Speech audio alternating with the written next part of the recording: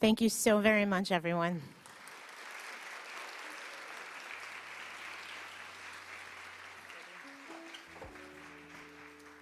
Co-founder and board chair of the Policy Circle, Sylvie Légère. I feel like I'm leaving? on stage a lot, so I hope you're not tired of seeing me.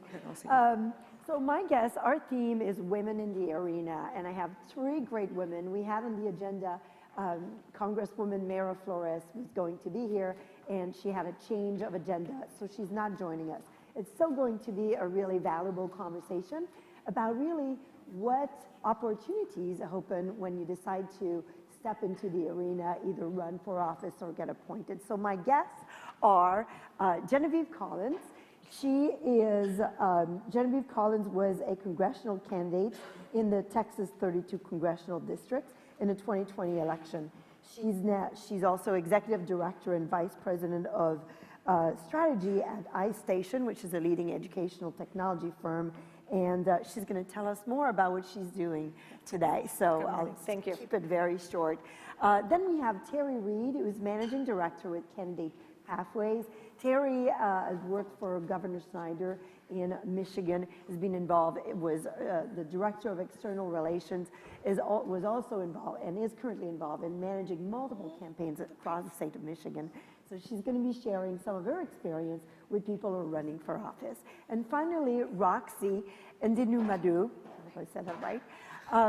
Roxy, and I'm going to make sure I don't forget, Roxy is the youngest and first African-American woman to be voted and sworn into office as councilwoman for the city of Bowie in District 4, Maryland. And her family is originally from Nigeria, and she is on the most powerful women to watch out for in the African diaspora, and I think in general, as a woman, is a woman to watch out for.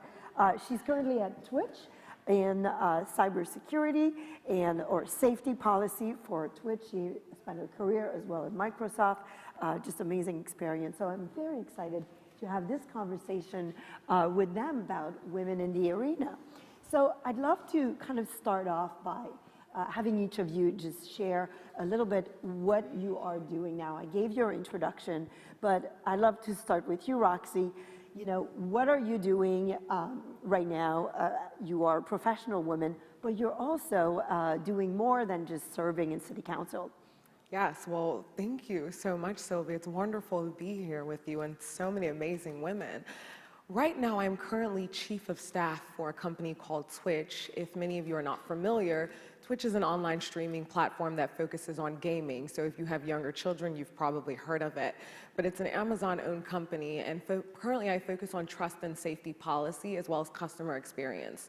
Trust and safety focuses on internet regulation. So every time you leverage a service, we have community guidelines that we require you to abide by. And so I support the vice president of that organization in enacting policy and making sure that we keep the internet safe.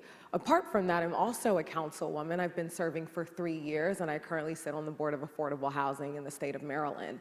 And I've been able to work very, very closely with our governor and many of our other county officials. But what's so unique about that role is not only that I was the youngest, first African American, and all those other wonderful things, is that I represent a 99.6% Democratic district as a Republican.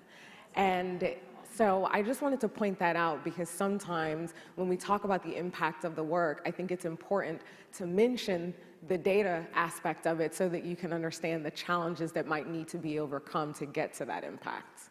So thank you for having me.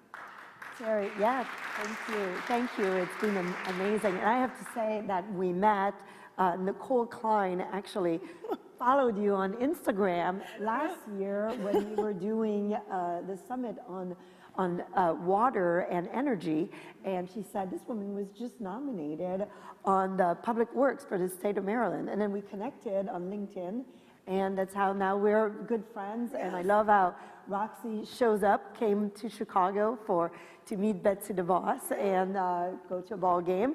So I mean, it's just amazing the power of social media.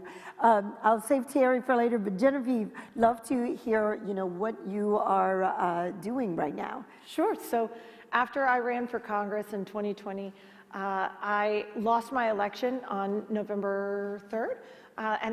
Quite honestly, I was joking with Linda at my table. I'm so happy I'm not a member of Congress. I know, but I'm in such a better place because I am now the state director for Americans for Prosperity. It is the largest nonpartisan, nonprofit, grassroots, and policy organization in the state of Texas. I'm not only the State Director for Americans for Prosperity, but also the Libre Initiative, which is all about Hispanic engagement. And if you're paying attention to what's happening in Texas politics, the Rio Grande Valley, Libre is very involved in what's going on in the Rio Grande Valley and the different political dynamics that are evolving there. And I also run Concerned Veterans for America throughout Texas, which is all about veterans issues at the federal level. So I'm really focused on, I like to say, knitting the fabric of our state back together. When I started in February of last year, we had 8 employees.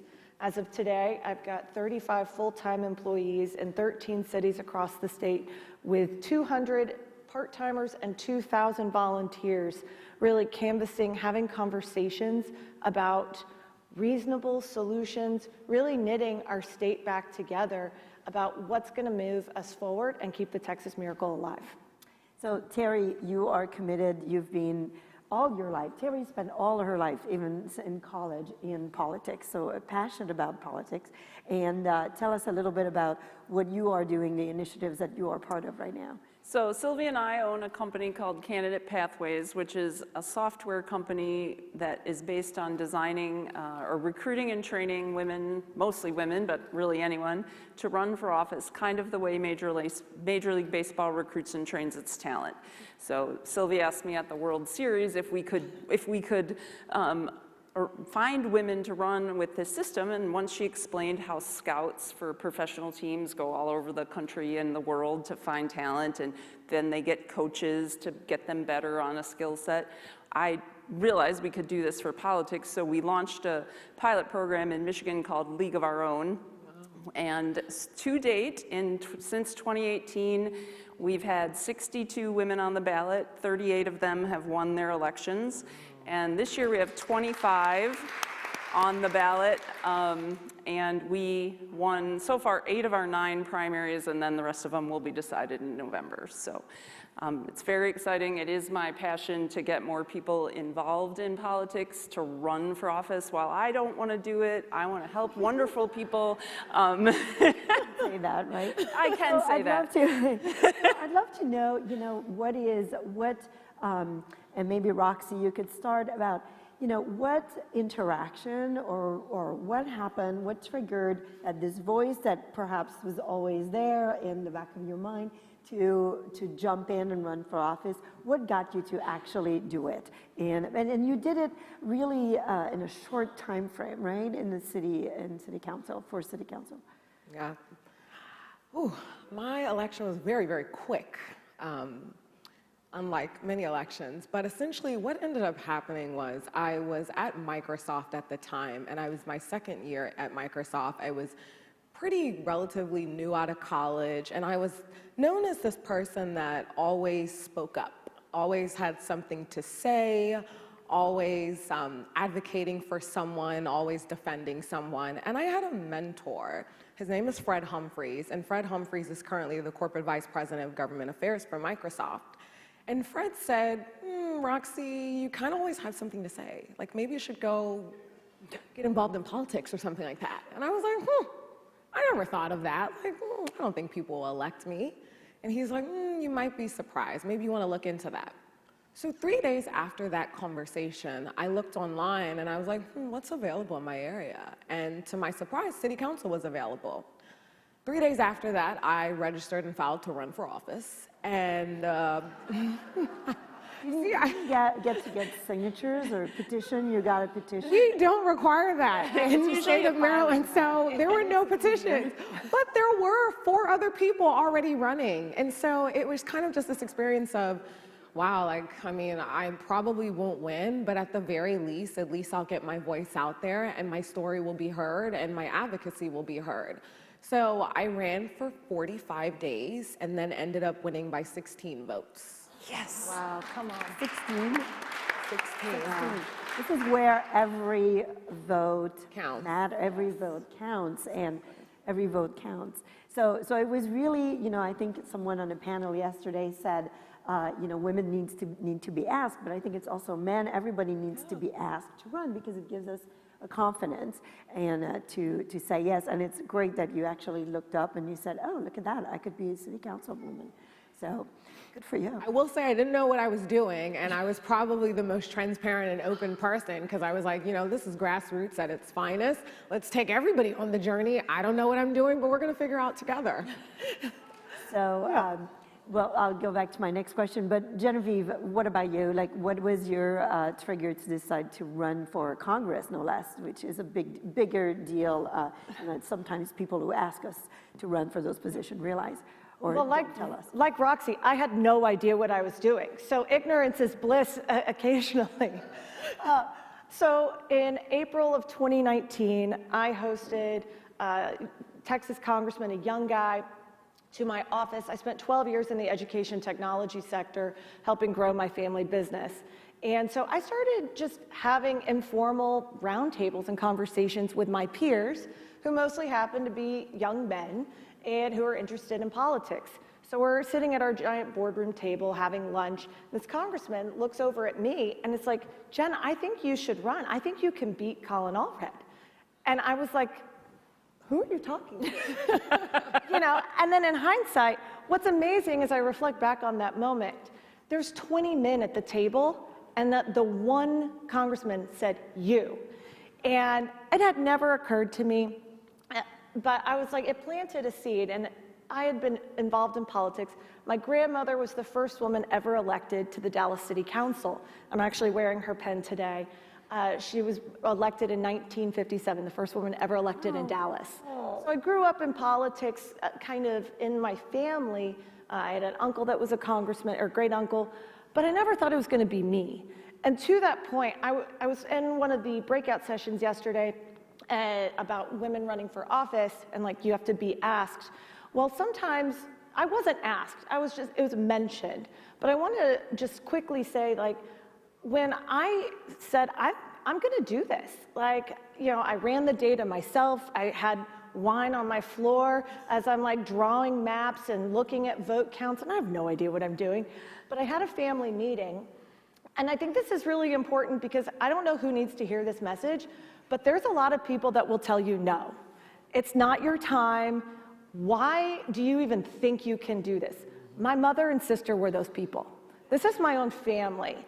And they were like, you don't even deserve to put your name on a ballot. You've not done anything. You've not served. You've not done all of this long list.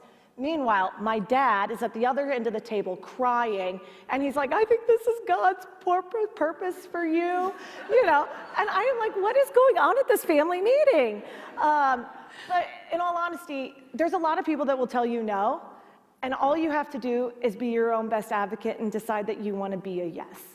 And I don't know who needs to hear that message or anything, but I think that it's important just because you never know what the journey's going to be.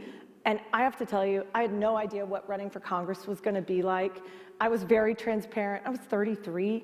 I beat 4 men in the primary outright. One was a Navy SEAL. And, it was an amazing experience. I lost by a very small margin. It was the greatest thing that's ever happened to me. I loved it. Maybe it's just confirming I am crazy, but that was really the impetus to one person planting a seed and then me just deciding to say yes. Sometimes you just have to say yes to life. And I think one of the things that you said is like someone planting a seed, and I think everybody in this room and online can be that scout, right? That person who plants a seed. And I'd love, Terry, for you to kind of share a little bit how candidate recruitment happens at any level, or does it, how does it work? Because you have so much experience in politics. Because we always wonder, why is this person running? How do they hear about it? How does it evolve? And you're very much of a systems thinker, and how does the ecosystem function? So typically what happens in a well-planned, well-run organization is about a year before filing deadline, people start talking about candidate recruitment and what seats are going to be open. And that could be anyone from your county party chairman to the Speaker of the House or the governor if you have one. Most of them aren't thinking about it a year out like they should be. And more often than not, it's 6 months, 3 months into, like before the filing deadline, where they're rushing around trying to find people and calling everyone they know. Who do you know that lives in, Royal Oak, where I live in Michigan? Or, who do you know that could run for county commissioner? It's not a very well organized, directed candidate recruitment. And it's one thing Sylvie and I are working to change the culture of recruitment in the Republican side of things to a more organized effort where scouts who are out in the community find people like you all who are doing wonderful things in your community who might make a good candidate because you have the skills, you can speak in public, you can raise money, you have policy expertise. We want to build a network of those people so that when an office comes open, we're more organized and we can consciously pick who can make a difference. Because in my life, that's why I decided to get involved in politics, because it was the one job I saw where I could make a difference every single day when I went to work. I could, if I worked for an elected official, I could work to change a policy. If I didn't like a policy, I could work and elect someone who would do it the way I would prefer. So candidate recruitment is not as directed as it should be, but it could be. And we have to say that also candidate recruitment happens in a nonpartisan way as well. So many of these local positions are really nonpartisan, and it's more about representing principles and values. So I'd love to hear from you guys, Roxy, the opportunities. We talk about, it's really hard to run, and it's the challenges, but also I'd love to hear the opportunities that it has opened up, and perhaps the relationships that you have developed throughout these last few years, this journey as a candidate, as a representative. Yeah, I think that's very, very important to point out for people who are thinking about running, because when you do get to the other side, whether you end up winning or you don't end up winning, the opportunities are just monumental, and the doors that open for you are just monumental. When I sitting on this stage, I have to think and reflect, I am my wildest dreams. This is a dream come true for me. Many of you don't know my background. I grew up extremely poor. My parents are in Nigeria. They were not ready to be parents. They were not there. I faced a number of different tragedies, but I still persevered. And now that I have been able to become elected as a Republican woman in the state of Maryland, which is really an interesting place in itself, I've been able to sit on stages representing the GOP, really being able to bring African American voices into the room and help people understand different issues and challenges that face minority communities very, very differently, giving people a pathway to understand some of those issues and those nuances and solutions that would be great for everyone, not just a subset of people. And so I've been able to work with our governor. I've been able to sit in the room and speak to billionaires and millionaires. But again, those are my wildest dreams. I never thought in a million years that God would choose me and leverage my life in this way to be able to inspire other women to sit where I sit. I'm distinctly aware of the women that are coming after me. That's why I show up every day. That's why I sit in those rooms that make me feel uncomfortable. That's why when I walk into rooms like this and I wonder whether I have a place, I continue to do it because of that level of visibility that is on my life and the type of women that watch me and say, if Roxy can keep doing it, I can do it too. If Roxy can run for office, I can put myself out there. It's why I cry on Instagram publicly. It's why I celebrate on Instagram publicly, because people need to understand the challenges and the prosperity that comes with these types of opportunities. So yes, recently, one of the most recent examples, I just recently finished a documentary where I was one of 5 conservatives that were chosen to participate in a 1-hour documentary called Conservative Heirs that will air on October 31st. And they followed me around for 3 days, basically watching my life to show the next generation of conservatives from all over the world. And so to be able to have that type of visibility, bring light onto my community and share what's going on and the type of work that we're doing is absolutely monumental. Yeah, that's amazing. That's amazing. Yeah, I think, you know, in my book, Trust Your Voice, one of the things that I say to build confidence is sometimes to say yes, right? To say yes, to do something that, to maybe connect with people in different way, or to step into an arena, go to a meeting where you don't know if you're really invited or welcome, but you show up, and it's amazing the relationships that you make, and also how it just enriches your life to a new level, and things that you never would have imagined. I mean, same with me, to be here on this stage. I'm French-Canadian from computer science, and here I am, just taking a panel on politics, you know. So Genevieve, I'd love to hear from you. You were, you were in business in Dallas to decide to really fully enter the political arena. What opportunities, or what are the people that you have met and the new relationships that you have developed during your campaign, because you had to campaign in a really wide district. So how did you go about doing that? And tell us about some of the great relationships, new friendships that you've made. So part of running for Congress is you just have to be totally fearless. But I think that's running for anything. You have to be completely fearless and just be able to call complete strangers every single day. I think I called you like randomly, like asking Sylvie for money. No, but you have to be completely fearless.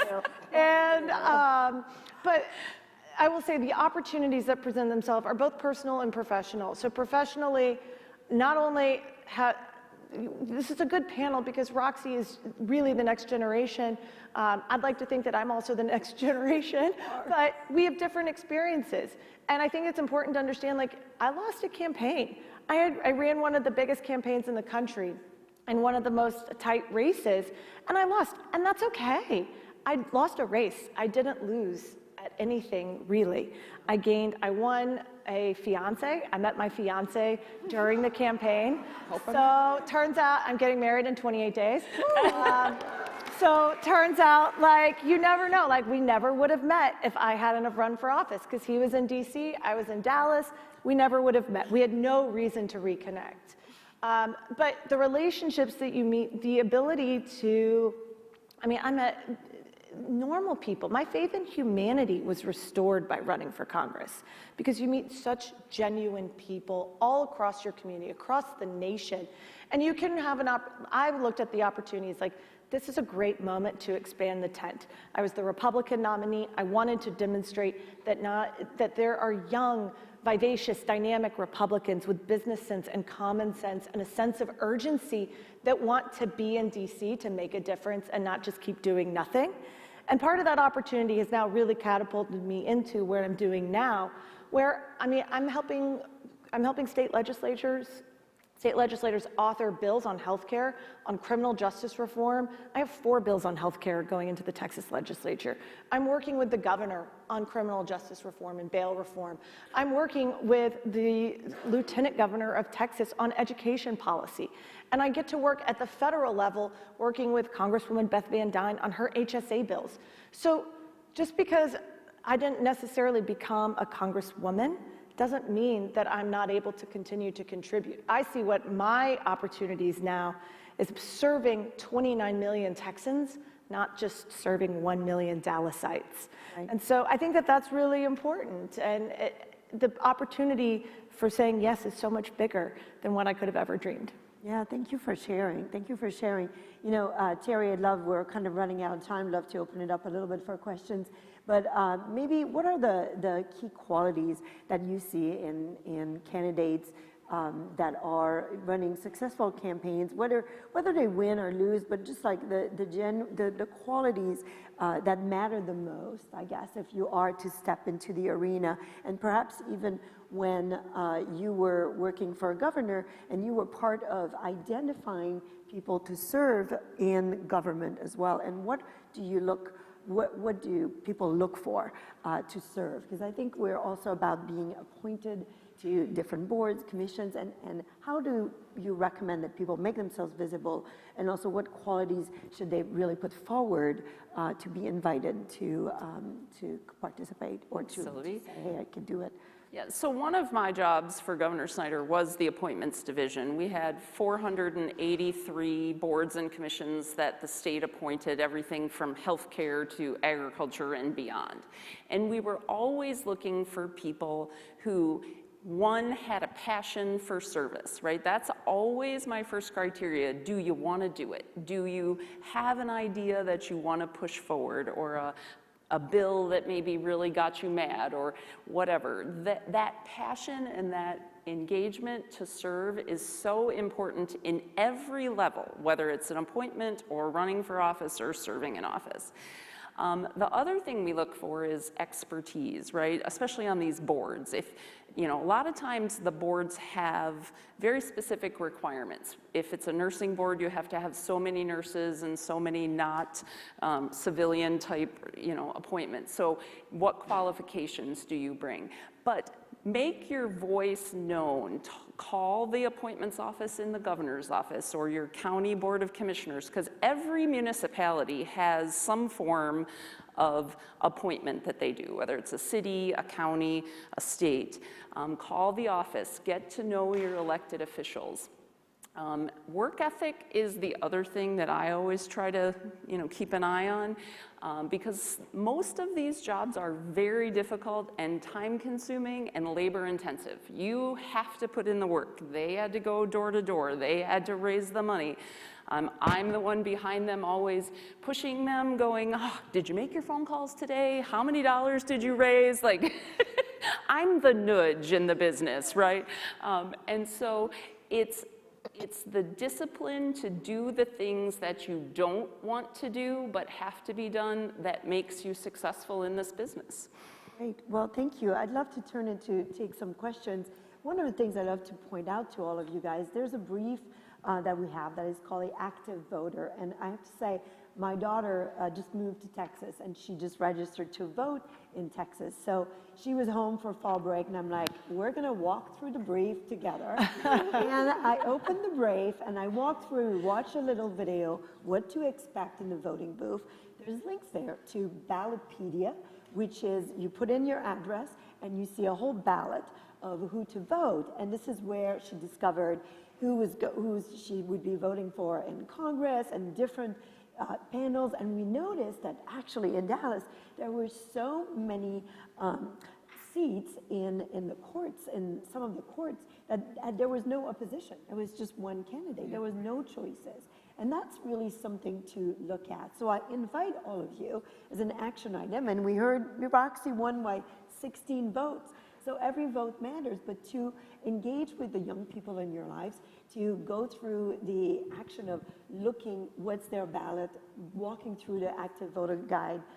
My daughter ended up signing up to be she kind of checked the mark saying, yeah, I want to be a poll worker. Oh my God, love and we've it. had so many people from the policy circle who are working as poll workers. That's amazing. So, you know, thank you. I'd love to open it up to some questions while we have a few minutes left. Any questions in the room? You have no question? Yes, thank you. Pam. First of all, thank you so much for giving us inspiration in the political process. I mean, this whole weekend has been, or the whole couple days has been inspiring, but to know that there's women like you that are influential in our political process is just, I mean, you know, just gives me goosebumps to think about it. So thank you for all you do for us as citizens. You know, Roxy, for your determination to do the best you can in an environment that's very difficult. So appreciate that and all that you do. And my last question is, Genevieve, will you run again? Absolutely. Excellent. My goal is to run for governor of Texas. I want to be the governor of Texas. Yes. So, yeah. Hot take. Yeah. It's breaking news. Breaking news. Yes, So you said here. So, well, thank you guys for your time and for being here. And I'd love to, maybe we have just a minute. What did you learn about yourself on the campaign trail, Genevieve? I wouldn't say I learned something new. I would say I was reaffirmed in my beliefs. The thing that I will tell you that I appreciate the most from the whole journey, that no one really tells you, if you run for office, you have an opportunity to become unshakable in yourself. You have taking the time to go inward and understand your belief systems, challenge those belief systems, because you're going to be challenged on 60 different issues every single day. You can become unshakable in yourself, and that is a massive gift. No matter what age you are, to have that sense of resolve that you know emphatically who you are, and to be able to project that authentically in a way that's inviting to other people, that is the real gift. And I learned that, I was 34 when I ran for office, and I'm prepared for the rest of my life, knowing exactly who I am and exactly the kind of woman I want to be and how I can bring more women to the table. So I'd say I was more reassured than anything. Oh, great. Yeah, Roxy, love to hear from you. I learned that I am a subtle force. I am very much so an introvert, so approaching people makes me feel uncomfortable because that's just not my thing. And while I may seem like I'm very outgoing and all those things, I prefer very subtle, intimate connections to really be able to learn from different people and understand their experiences. And I think what I've learned also is that my type of leadership is unique to my community. I'm not going to be the same type of Republican as everybody else because I represent a very different type of community. And so to be able to have that type of insight, bring that into the room so that we can all get together and understand the needs of all of our communities to find the common solution has enabled me to be able to impact key areas that are very unique to my community, like technology and data privacy and responsible AI, like education, bringing charter schools to Bowie, and also building an innovation center, like economic prosperity by serving on the Affordable Housing Board. So I've learned that I'm a subtle force, and while I may seem introverted and uncomfortable, I move in silence, and that's what I'm good at. I invite you all to listen to my podcast, Trust Your Voice. I have an interview with Roxy where you can learn more about how she juggles it all, actually. And I think you're great. The quote that I love from you is that life is not a marathon, it's just a series of sprints. Right? So it's good to look at it that way. So thank you guys so much for this conversation. Thank you. Thank you. Thank you so much. They're relatively high. Good. So much.